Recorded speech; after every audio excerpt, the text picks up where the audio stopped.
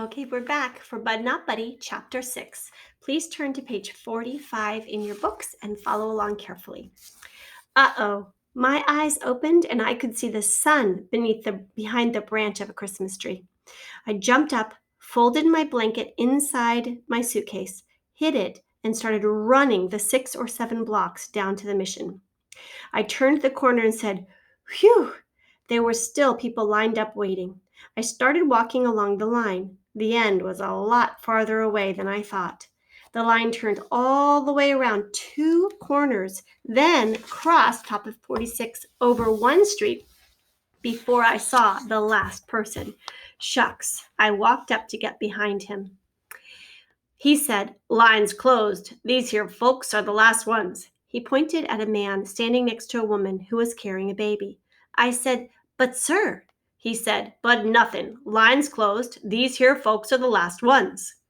It was time to start lying. If I didn't get any food now, I'd have to steal something out of someone's garbage, or I wouldn't be able to eat until the mission opened for supper.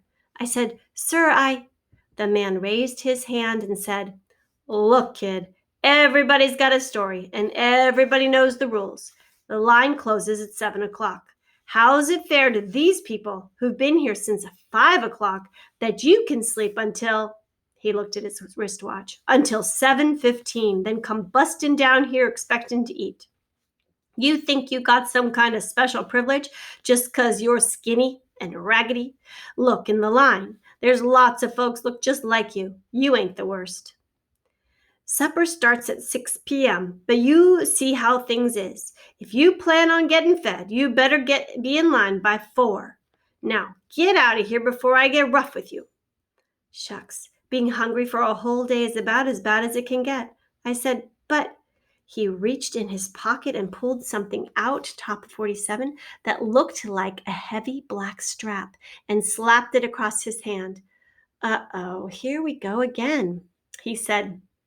"That's it. No more talk. You opened your mouth one time too many. You rotten kids today don't listen to no one. But I'm gonna show you something that'll improve your hearing." He slapped the strap on his hand and started walking toward me. I was wrong when I said being hungry for a day is about as bad as it can get. Being hungry plus having a big knot on your head from a black leather strap would be even worse. I backed away, but only got 2 steps before I felt a giant warm hand wrap around my neck from behind. I looked up to see whose doggone hand was so doggone big and why they'd put it around my neck. A very tall, square-shaped man in old blue overalls looked down at me and said, "Clarence, what took you so long?" I got ready to say, "My name's not Clarence, and please don't choke me, sir. I'll leave." But as soon as I opened my mouth, he gave my head a shake and said, "I told you to hurry back. Now where you been?" He gave me a shove and said, "Get back in line with your mama." I looked up and down the line to see who was supposed to be my mama, when a woman pointed her finger at her feet and said, "Clarence, you get over here right now." There were 2 little kids hanging onto her skirt, top of page 48. I walked over to where she was, and she gave me a good hard smack on the head. Shucks. For someone who was just pretending to be my mama, she sure did slap me a good one. I said, "Ow!" The big square man who'd grabbed my neck looked at the man with the strap and said, "Boy had to go use the crapper. Told him not to waste time, but like you said, these kids today don't listen to nobody." The strap man looked at the size of the man who called me Clarence and walked back to the end of the line. When the overall man got back in line, I said, "Thank you, sir. I really tried to get," but he popped me on the back of the head hard and said, "Next time, don't be so long." The 2 little kids busted out laughing and said, "Nya, nya, nya, nya, nya, nya, Clarence got a lickin', Clarence got a lickin'." I told them, "Shut up and don't call me." Then both my pretend papa and my pretend mama smacked my head.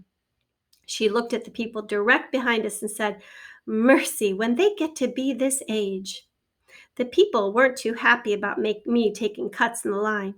But when they looked at how big my pretend daddy was, and they saw how hard him and my pretend mama were going upside my head, they decided they wouldn't say anything. Top of 49. I was grateful to these people, but I wish they'd quit popping me in the head, and it seems like with all the names in the world, they could have come up with a better one for me than Clarence. I stood in line with my pretend family for a long, long time. Everybody was very quiet about standing in line, even my pretend brother and sister and all the other kids.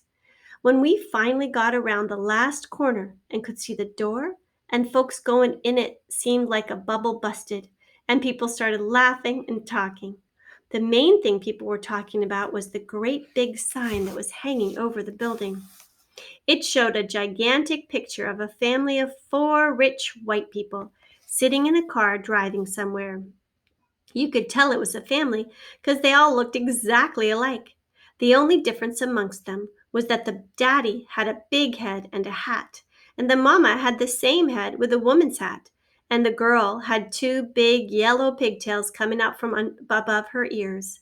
They all had big shiny teeth, and big shiny eyes, and big shiny cheeks, and big shiny smiles. Shucks, you'd need to squint your eyes if that shiny family drove anywhere near you.